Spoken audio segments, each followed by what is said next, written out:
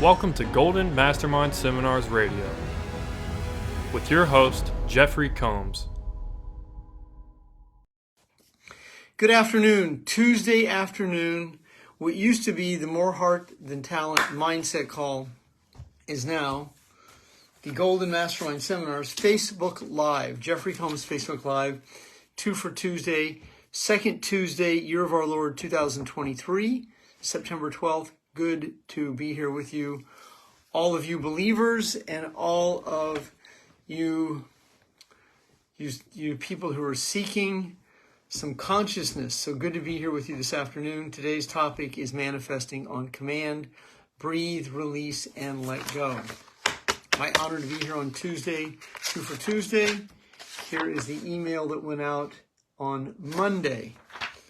So Tuesdays are usually pack calls, so I'm going to let the call populate, and then I'm going to spend 20 minutes with you this afternoon on command. On command means right now. So it's a term that I've been using for well into the 20 plus years of being on command. I use it in a lot of my marketing, my writing, and my delivery on command. It means you're able to do it in the present, right here, right now.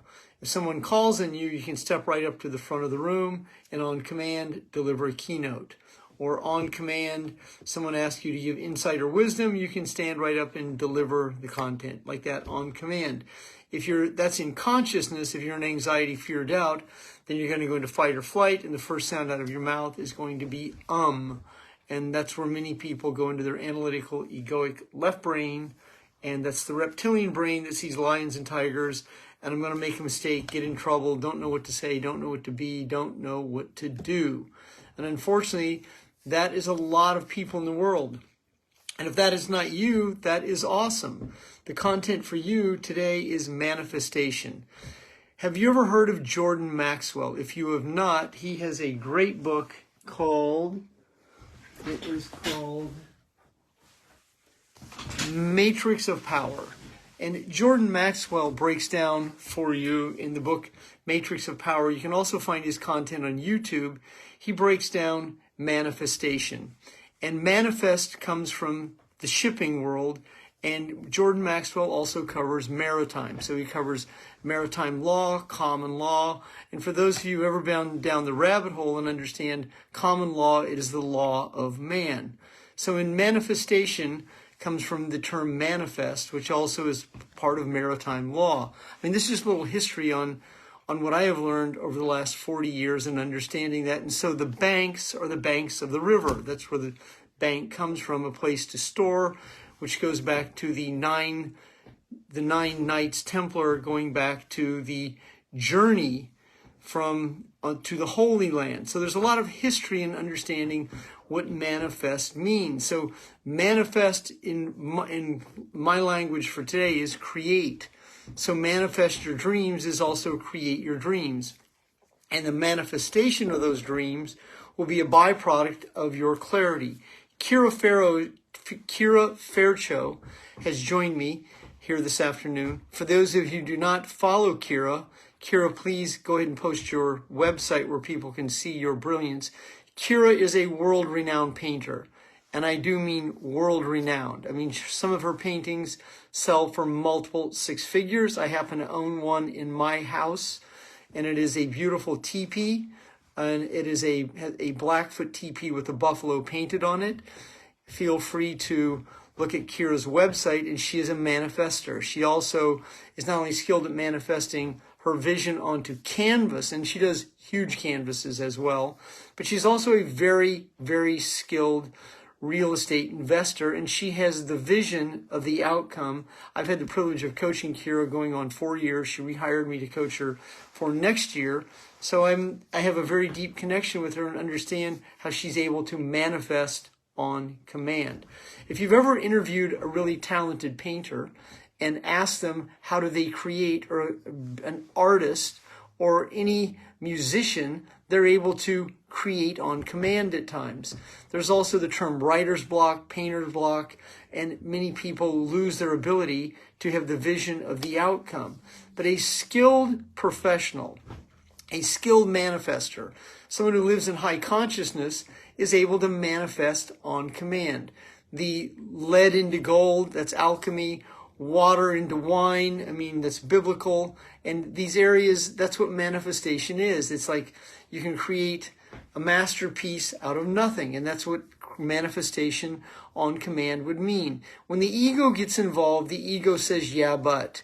You don't understand. It's very difficult to find employees. It's very difficult to find teammates. It's very difficult to find customers. It's very difficult to attract leads. That's the self-talk that the lower self that lives in anxiety, fear, and doubt creates to not manifest, but to stay in anxiety, fear, and doubt. And if that is you, today is a very good day to be rigorously honest and begin addressing the self-talk that continues to create the situation over and over. Word is law, and when your word's your law, you're going to attract your reality, people and situations that will fulfill the feelings that are familiar. When you're a manifester, though, you're able to create on command. I am skilled at real estate. I am skilled at artistic projects. I am skilled at rehab. I have rehabbed multiple cars, and I was very skilled at one point in what is called frame-off restoration. I frame-off restored cars. I've had one 1958 Chris Craft, a 18-foot Continental mahogany boat restored. I've had six-figure restorations before. I've also taken houses, commercial properties, and manifested the outcome I sought to create. Early in my recovery, I wasn't even in recovery then. In 1985, I spent a night at Caesars in Las Vegas in 1985. And then I later went to Caesars in recovery, and I went to the shops at Caesars in the 90s when they had just built that mall of shops in Caesars, and it had the Italian ceiling. I had the idea to one day have that done in a house. Well, that Italian sky is now in my house in a sunken living room. And I was able to manifest that. Manifestation is the byproduct of creativity. Creativity is the byproduct of consciousness. And in that manifestation, you're coming from a state of, I know, I'm aware, I can create, I'm on command. I've also had murals painted in my house. I had a mural painted in my building. I had my 4 favorite athletes painted in a giant mural on a wall. I had Stan Musial from the St. Louis Cardinals, Pete Maravich from the Louisiana State Tigers. I had Steve Prefontaine when he ran for the USA in the 1972 Olympics. And I had Joe Montana from the San Francisco 49ers Notre Dame. And I had all 4 athletes in a giant mural. And I conceptualized how I wanted it. I had a rendered drawing done. I brought an artist, my friend from Austin, Texas, who was my friend in Kansas City. I had to fire him and bring in a woman from Philadelphia to finish the project that started off as a disaster. And then I had to take the water and turn it into wine, which I eventually did. I have the Oracle of Delphi, the one in 1898 done by, I believe it's Phillips. And that is an amazing painting, and I'll walk over and show you that right here on Facebook Live. You deserve to see this, so I'm going to do a little walk through my household, and I'll show you the Oracle of Delphi. This is a 100-plus-year-old house that I have owned since 2000, and I'm going to show you the Oracle of Delphi right here over my shoulder. And this, as you can see, this is a very, very large painting right there. And there it is. The Oracle of Delphi. That is also a 1888 McClellan cavalry saddle. And that painting, as you can see, the ceiling in my house is well over 100 plus years old. That is an original painted ceiling in my house. So I just walked you through the Oracle of Delphi. And that is a very, very unique painting painted in 1898 originally. And then I had the rendered painting painted in a cove in my house. That was manifestation on command by a local Stockton artist. As you have your creativity, you too can create on command. Kira, did you see that painting? That was an amazing painting, wasn't it? And this requires daily discipline. And if you do not have daily discipline, what you have is daily overwhelm. And unfortunately, that's where a large percent of society resides, in an overwhelmed state of conscious unconsciousness, recreating the same set of circumstances and same set of feelings to create the outcome, which is disappointment. That is called a payoff. And you can absolutely change these circumstances and these feelings by changing your words and changing your feelings. And it's the words and the feelings that are going to create the manifestation. If you're stuck, if you're overwhelmed, if you find yourself doing the same thing over and over, that's what you're manifesting. You're manifesting chaos and drama, and you have no intimacy, and you have no relationships, and you're overwhelmed, overweight, you have debt, and other situations. Well, you can definitely change the circumstances. You have to change the environment that you're fostering the situation you're in. You change the environment by letting go of people and situations that no longer serve you. I've lived in tiny little apartments in unsavory areas. I've had cars I wasn't proud of, that I was ashamed to drive. I've lived in single rooms with a bathroom. I've lived in studio apartments. I always lived alone, though. I never wanted to have a roommate while I was going through this process. And I always had a desk and a place to produce from. And I've manifested in some of those challenging places. I manifested $1 million a year from an apartment that I could barely pay when I moved in there. A 600 square foot apartment in 1996. By 1998, I had broken through and then bought my first house. Didn't buy my first house until I was 41 years old. I had never owned a piece of real estate. That was my first rehab property. I put over $80,000 into a $170,000 house, into a $108,000 house, and sold it for $185,000, and then bought the house I live in now and created my dream home from this house that I've lived in for 23 years. So it's a custom 100 plus year old white stucco, red tile roof. It has a full basement, so it's 3 stories, 4,800 square feet, or 4,600 square feet. I then bought the house 2 doors down from me in my neighborhood of Stockton, California. I have owned 6 properties and 1 commercial property in my career, and never owned a piece of property until I was 41 years old. No one taught me any of these skills. I learned contracting as a teenager. I did construction. I manifested multiple situations, and I spent a lot of my 30s with a vision of the outcome I sought to create. I spent most of my 30s barely getting by, making no money for the first 9 years in free enterprise and my first 9 years of sobriety. I never lived in an apartment over 1,000 square feet my first 9 years, and the first house I bought was 1,300 square feet. I mean, I started off with the fixer-upper, fixed it up, flipped it, broke even, and then bought the house that I live in today, and have bought multiple properties with the manifestation, the ability to see the outcome before I started, the ability to envision the dream and the way I wanted to live. There was a magazine at the time that was very instrumental that I bought, romanced, read, looked at, planned on, and that magazine was called The Rob Report. I believe that magazine now has gone woke, if you know what that means. But at the time, it was my dream magazine. I also used to go to Barnes & Noble on Friday and Saturday nights. I replaced going to the nightclubs and the discotheques. In sobriety, I went to Barnes & Noble every Saturday night.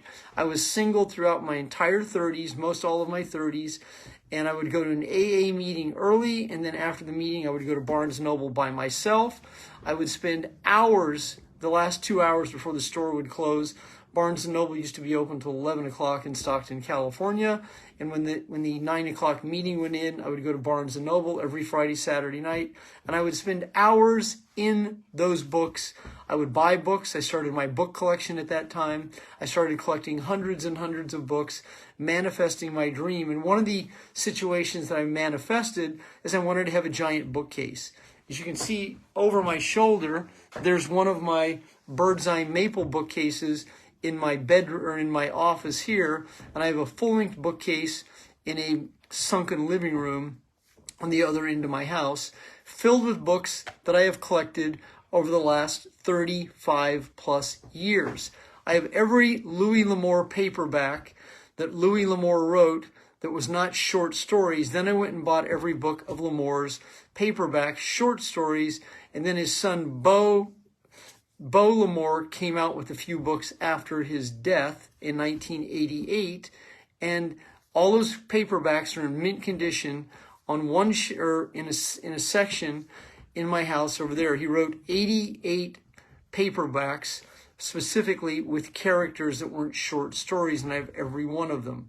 And these are just situations that I had planned on, and owning every book of certain authors that I admired. There's a Chief Edward Curtis photograph. It's called a tintype, done in 1903. It's called Canyon de Chelly. It's a 5-figure photograph. I saw it in a gallery in Santa Fe, New Mexico in 1998. I saw that photo and I said, I will own that one day. I bought that a little over 10 years ago. Look it up, Canyon de Chelly. It's spelled Shelley. It looks like Shelley, but it's pronounced Canyon de Chelly. Sheriff Edward Curtis, who's one of the most famous photographers of Native American Indians from the 1890s, as Manifest Destiny was happening and the tribes were being wiped off the face of the earth. Very similar to what's happening in today's world. The 1890s into the 1930s, Sheriff Edward Curtis was a world-renowned photographer with a tripod, tintype, gold sepia tone.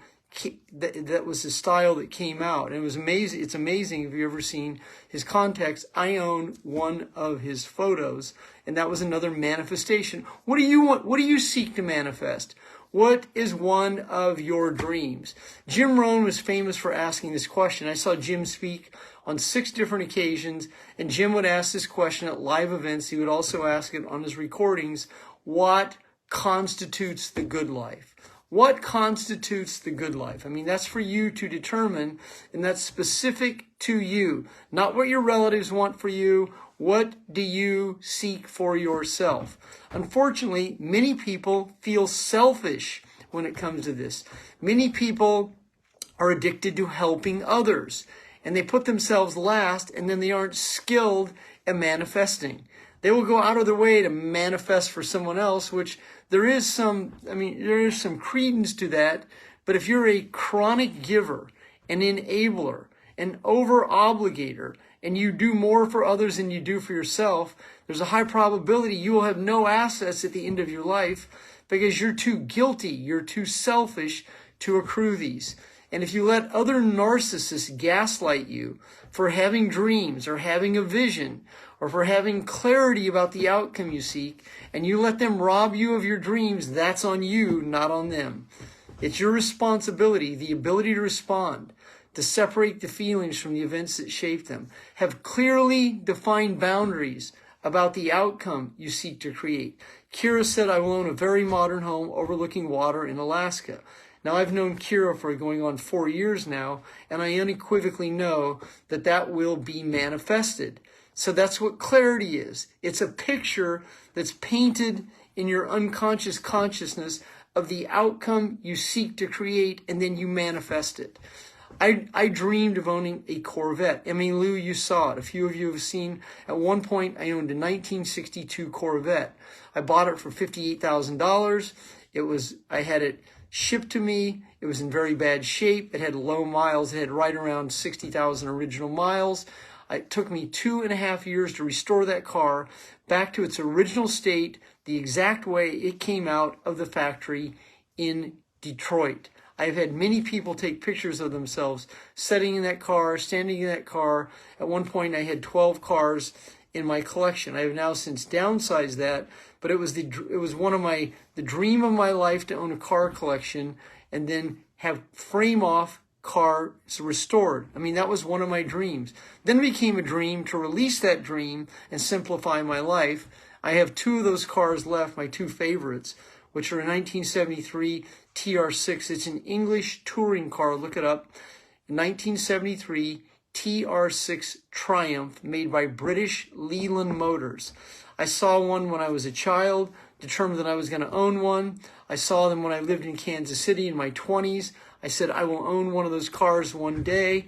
That dream became a reality in 2013.